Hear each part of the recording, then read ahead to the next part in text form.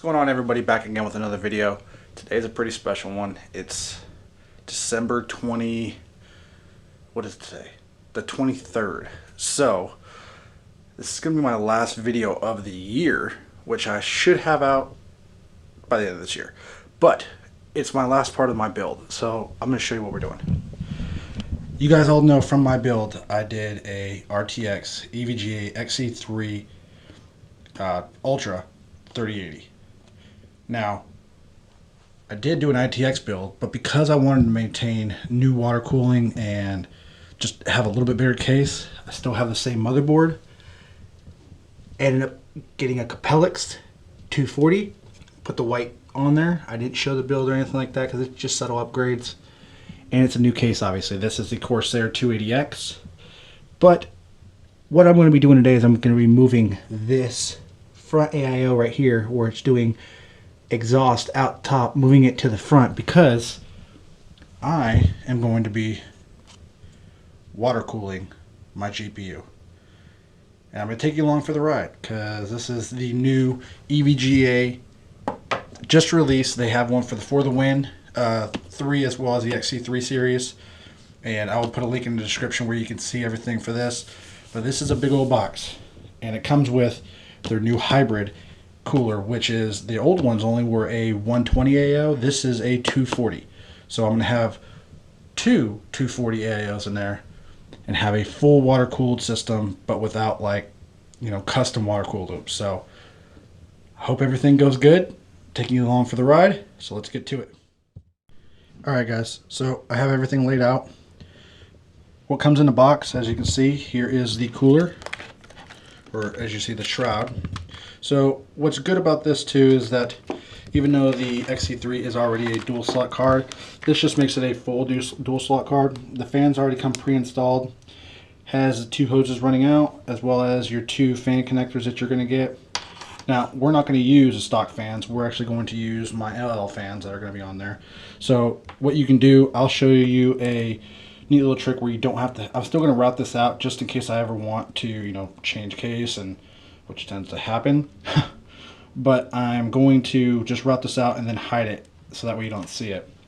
But what comes in the box, you're going to have your plate that has your pre-applied thermal pads, as well as the bottom also has, as you can see right here, pre-applied a new thermal pad. So we'll be taking that all off. So this is a full disassembly of the XE3 card as well as reassembly. So you're going to have to, if you're not experienced with taking apart graphics card and you're scared about doing this, don't do it. Just buy, they actually sell 3080s and 3090 hybrid cards. So I've done this before, so I don't mind doing it. But they give you a nice little instructions book.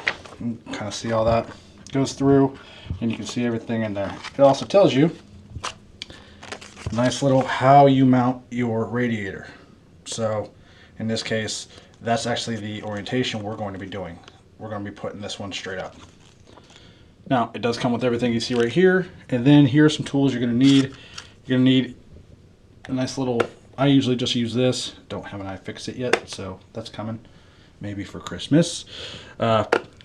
Putting this in there so that way I can get all these small screws, you know, compressed air, some rubbing alcohol, nice little cloth so that way you can clean off a lot of the stuff, and then make sure you're working on a surface that, you know, is not gonna, we don't mind if you do happen to scratch, or it's just anti-static. So I don't want anything to happen, so I want to make sure this thing is good, because just in case that doesn't work, because you never know, I can be able to put this back on. So take your time. These cards are really tough. I mean, that's just one big thing with the, that's why I've always gone with EVGAs, because of the fact that they're just rugged. I mean, my son's build has one, my wife's build has one, and my build has one.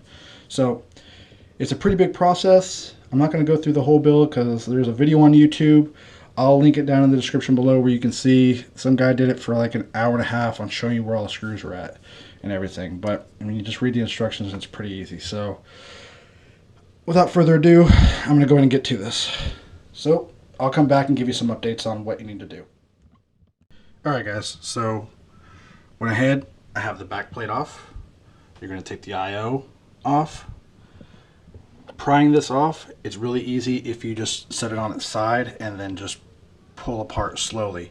So with this being where it's at, the instructions tell you, you know, clean off all of the thermal paste that's on here, on these MOSFETs right there. Also, the thermal pads, just, it doesn't say this in the instructions, but the thermal pads are on this base plate right here, as you can see. And they line up exactly like that. As you can see, there's the small one right there, which is going to be that one. And then you got right here, and then you have another set up top, which will be exactly what that looks like. So you can go and take off the thermal pads. I also need to take off the thermal pad right here because EVGA provides you with new ones. Here's one that's going to go right over this, and then another one right there. And you don't want to put two of them on there, because then you're going to have the thickness, which means the cooler won't make good contact with the base plate, and you're going to get bad temp. You could get potentially bad temperatures. So make sure you clean all this off. I did. I'm going to do another once over once I get these two strips off, and then I use my pressed air to blow everything out. But the instructions are pretty detailed. I mean, they do leave out some stuff, and you just be careful. So, and there's already, if you're wondering about thermal paste, there's already pre-applied thermal paste, so I'll probably just keep that on there so that way I don't have to make any more of a mess. But anyways, I'll get back to it when I get the cooler on. Alright guys, so it's done. It's really easy. I mean, honestly, once you put the block on and you just follow the instructions. I mean, it's really easy. The only thing you're not going to make sure you know, you're not going to use the original plate that normally holds down on the back plate. That would usually go right there. You'll have just the 4 screws. They have like these 4 black washers that you'll put in, and they'll go right there. But it looks like it turned out really well. Haven't plugged it in, so I don't know how well it did that. But here's the base cooler. Went ahead and cleaned off all the thermal paste that comes on there, all the pads. So small. But make sure you keep everything together. That way, if you ever want to change back, or if it doesn't work, you got to be able to plug it in. Make sure, another big tip I want to let you know is make sure you are really careful with the actual fan pins as well as the LED pin, because of the fact that they are in there pretty snug. Just make sure you're careful with it. Like I said, just take your time. And again, I'll reiterate, they do send this.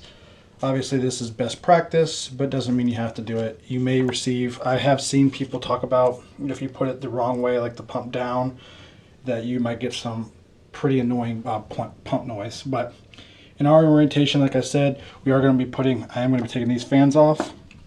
We're going to be putting it exactly where that one's at, and this one is going to be going in the front, so I can pull cold air for the CPU and then exhaust for the GPU. So I don't think it's going to be any issue. Plus, I'll be able to keep my other 2 fans down here. That's going to be able to cool the VRMs. And that's another thing. Once you put everything on, give your fan a nice spin. Make sure the wires that you plugged back in, which will be the 2 fans as well as the LED, because this does have the LED. Let's see if I can flip this around right there, where it will say hybrid now. So that's it. I'm going to go ahead, I'm going to get it all plugged up, and I'll let you guys see what it looks like. Alright guys, so it's done. And it looks great, and it works. So what I end up having to do, because of this case, restriction in this case, which is probably going to make me want to get another case. Yeah. So I had to put the front mounted up front, as well as keep that up top for the CPU. But as you see, I am not using the included fans. I'm using my L fans, and you can't see that wire that is running. You can see it down there. It's running, so it's nice and hidden. Got fans going through, because I couldn't have that one down there because the hoses. But I don't like that, so probably gonna get another case. We'll see. But for folks out there that don't want to use the included fans, and you have like Corsair software, so this is what you got to do. See if you can see this.